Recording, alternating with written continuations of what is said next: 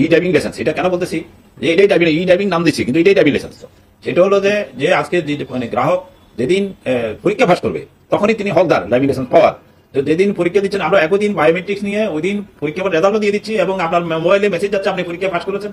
পরীক্ষা ফার্স্ট যদি মনে করেন রেজাল্টটা আপনি সন্ধ্যায় পান, যে সন্ধ্যা 7টা বা 6টায় পাইছেন, আপনি যদি ওই সময় তাৎক্ষণিকভাবে আপনার ওই যে মূল ফর্মটা ওই অনলাইনে গিয়া ওই টাকাটা আপনার ফিটা মূল ড্রাইভিং লাইসেন্স স্মার্ট কার্ডের ফিটা জমা দিয়ে দেন, জমা দেওয়ার সঙ্গে সঙ্গে ওই সময় আপনি ই ড্রাইভিং লাইসেন্স প্রডিউস হয়ে যাবে।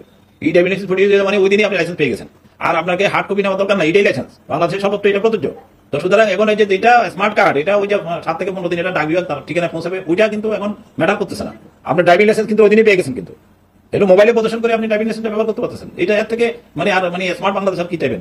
আমরা এখন দেশের বাইরেও যাতে স্মার্ট কার্ড নিয়ে যেতে না হয় হার্ড কপি, সেটার জন্য কাজ করছি এবং এটা হচ্ছে এটা আমরা বাইরে যদি বিভিন্ন দেশের সঙ্গে আমাদের পরামর্শের মাধ্যমে আমরা চেষ্টা করতেছি যাতে ওই বাইরেও এই স্মার্ট কার্ডটা না নেওয়া লাগে, আমাদের এই ড্রাইভিং লাইসেন্স প্রদর্শন করে বা